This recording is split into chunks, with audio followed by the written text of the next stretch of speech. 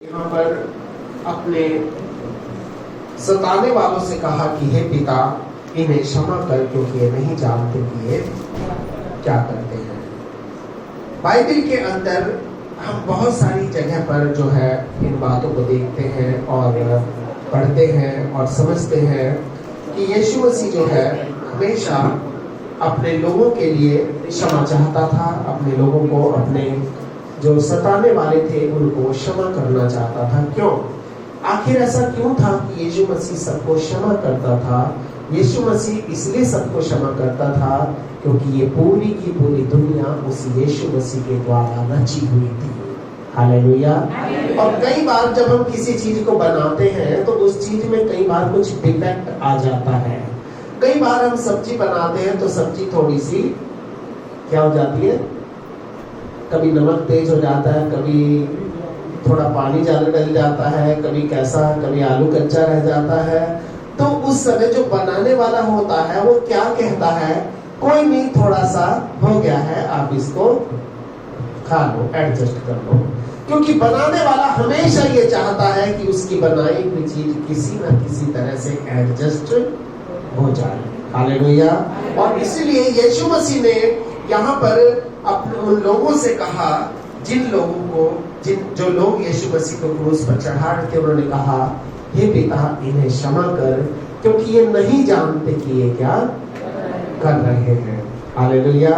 और ध्यान रखना, पहला वचन जो बाइबल में यीशु मसीह ने जो क्रूस पर बोला वो क्या बोला? क्षमा का वचन बोला। पहला वचन किस बात का बोला?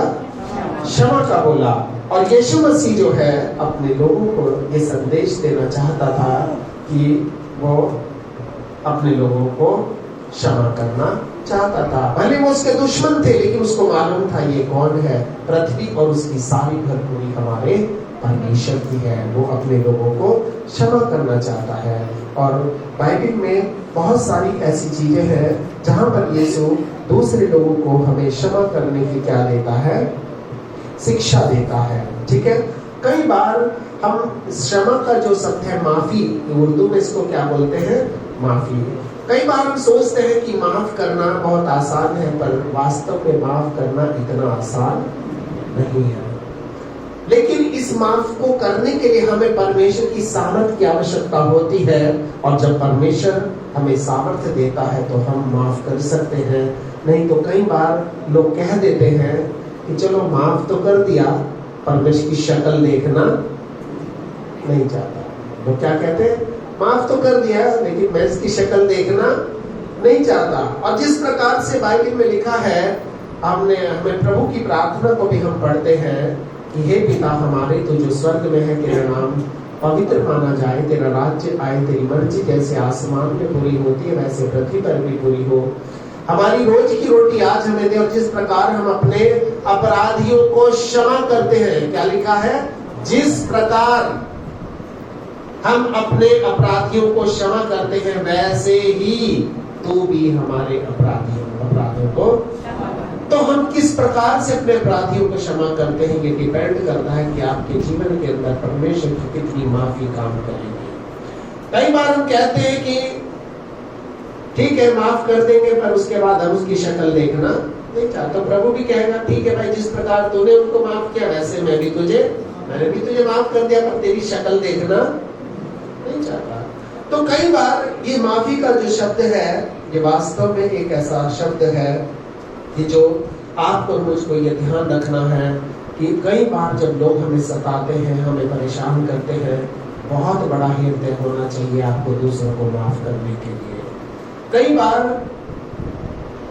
लोग जो है एक दूसरे को माफ नहीं करते, और जगत के अंदर, संसार के अंदर आज जो भी झगड़ों का कारण है वो यही है कि आज कोई किसी को माफ करके खुश नहीं है। आज संसार में विश्व युद्ध चल रहा है और एक प्रकार से विश्व युद्ध होने की बहुत बड़ी संभावना है।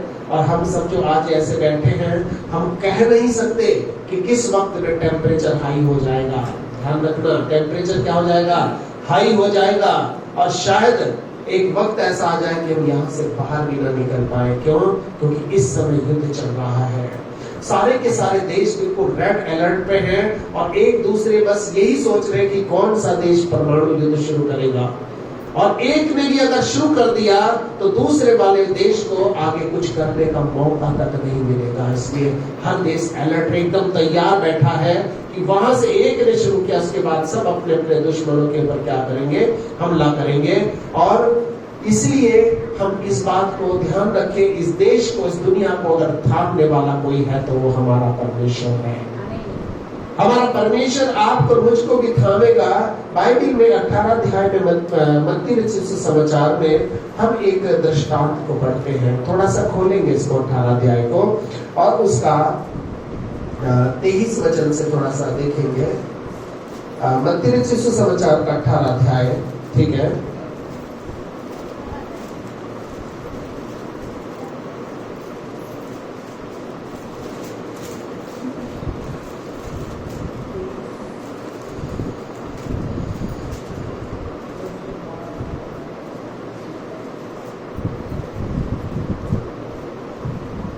मिल गया है किसी को? ठीक है, हाँ पढ़ेंगे। इसीलिए स्वर्ग का राजा उस राजा स्वर्ग का राजा नहीं, स्वर्ग का राज्य। इसीलिए स्वर्ग का राजा उस राजा के उस राजा के समान है जिसने अपने दासों के लेखा लेना चाहा। जो अपने दासों से लेखा लेना चाहा। जब वो लेखा लेने लगा, और जब वो लेखा लेने लगा तो एक जन उसके सामने लाया गया जो 10,000 तोड़े का कर्जदार था। जो 10,000 तोड़े का कर्जदार था। जबकि चुकाने को उसके पास कुछ न था तो उसके कुछ न था तो उस स्वामी से कहा, यह और इसकी पत्नी और बाल बच्चे और जो कुछ इसका है सब बेचा जाए और कर्ज चुका दिया जाए। और कर्ज चुका दिया जाए। इस पर उस दास ने गिरकर उसे प्रणाम किया और कहा, हे स्वामी धीरज धर, मैं सब कुछ भर दूंगा। तब उस दास के स्वामी ने तरस खाकर उसे छोड़ दिया और उसका कर्ज भी क्षमा कर दिया। और उसका कर्ज भी क्षमा कर दिया। इसके आगे भी नीचे पढ़ो। परंतु जब उस दास बाहर निकला तो उसके संगी दासों में से एक उसको मिला जो उसके 100 दिनार का कर्जदार था। उसने उसे पकड़कर उसका गला घोटा और उसका जो कुछ तुझ पर कर्ज है उसे भर दे। इस पर उसका संगी दास गिर पर उसे विनती करके कहने लगा, धीरज धर, मैं सब कुछ भर दूंगा। इसके आगे भी पढ़ो। नहीं बस। तो यहाँ पर एक परिस्थिति है, एक व्यक्ति जो है वो किसी का कर्जदार था और उसके पास चुकाने के लिए कुछ भी नहीं था।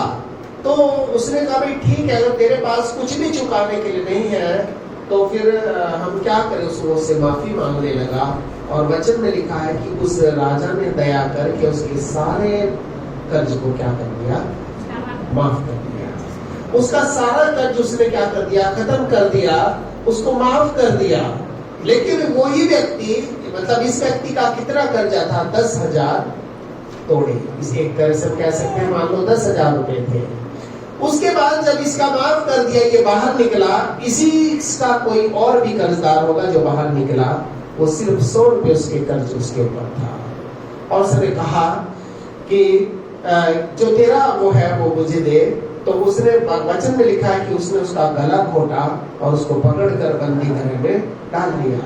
तो वहां पर परमेश्वर के वचन में यहाँ पर ऐसा लिखा है कि जब ये बात उस राजा के पास पहुंची, उसने कहा कि क्या जिस प्रकार से मैंने तेरे कर्ज को माफ किया था, क्या तुझे अपने संगी के कर्ज को माफ नहीं करना चाहिए था।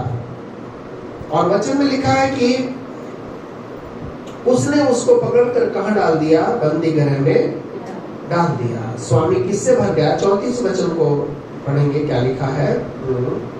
और उसके स्वामी ने क्रोध में आकर उसको दंड देने वालों के हाथ में सौंप दिया। और कि जब तक वह सब कर्ज जब तक उसका सब कर्ज ना भरा जाए तब तक वो उनके हाथ में रहे। और उसी प्रकार यदि तुम में से हर एक अपने भाई को मन से क्षमा न करेगा तो मेरा पिता जो स्वर्ग में है तुमसे भी वैसा ही करेगा। मन से क्षमा करना, मन से क्षमा करने का मतलब क्या है? मन से क्षमा करने का मतलब यह है कि जैसे इसमें वचन में लिखा है कि उसे अगर वो क्षमा नहीं करेगा तो क्या करेगा?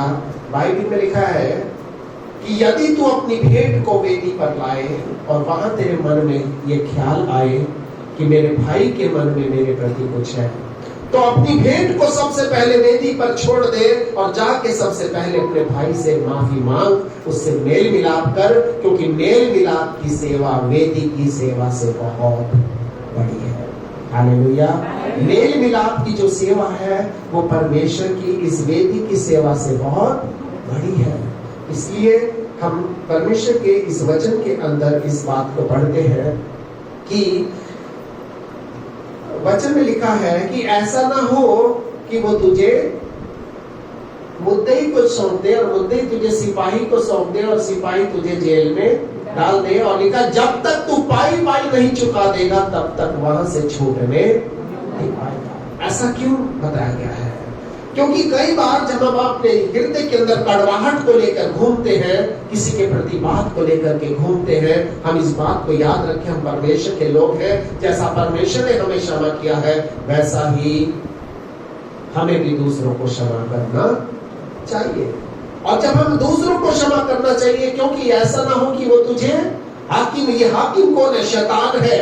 और कई बार जब परमेश्वर हमें शैतान के हाथ में सौंप देगा और शैतान हमें ऐसी परिस्थिति में डाल देगा और शैतान के द्वारा फंसा हुआ कोई बंधन, शैतान के द्वारा आई हुई कोई भी बीमारी यीशु के नाम से नहीं जाएगी, अगर वो परमेश्वर की मर्जी से आई हुई है। कितना भी दुआ करा लेना, कितना प्रार्थना करा लेना, कितने भी बड़े प्रभु के दास को बुला करके घर में आप हाथ रख के प्रार्थना करा लेना, परमेश्वर की ओर से आई हुई कोई भी बीमारी, कोई भी रोग, कोई भी आपके जेल का बंधन, जब तक आप दूसरों को क्षमा नहीं करोगे वो दूर होने नहीं पाएगा।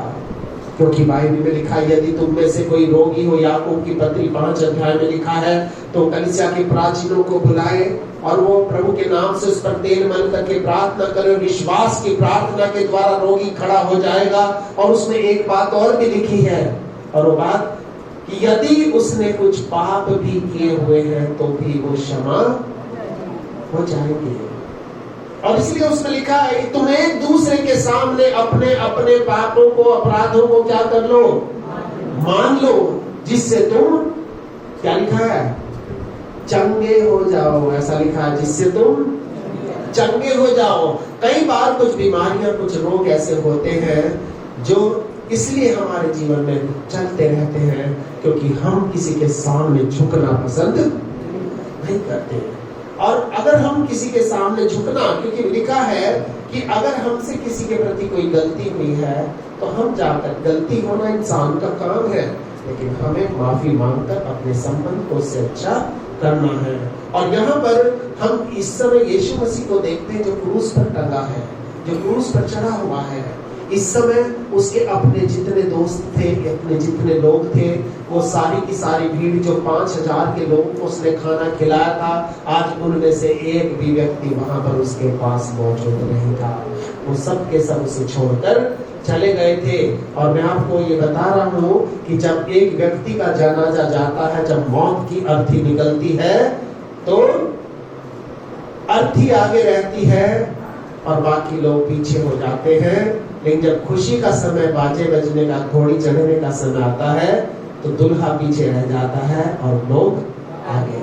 यानी कि खुशी में लोग आपके आगे हो जाएंगे और दुख में लोग आपके पीछे हो जाएंगे। कोई व्यक्ति होगा जो आपके साथ में खड़ा होगा।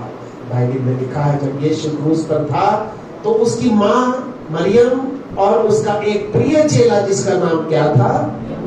यूहन्ना, वो उसके पास ही खड़ा था। प्रियो, मैं आपको ये बताना चाहता हूँ, इस संसार में हम जितना भी लोगों से प्रेम करेंगे, लोगों में घुले मिलेंगे, अच्छी बात है, हमें घुलना मिलना चाहिए, पर संसार के जितने लोग हैं ये वो लोग होंगे जो आपके मेरे जीवन के अंदर रिश्तेदारी का बहाना लेकर के अंदर घुस जाएंगे। रिश्तेदारी को लेकर के उसकी दुहाई देकर वो हमारे पास खड़े रहेंगे और ये वही लोग होंगे जो दुख में क्या होंगे?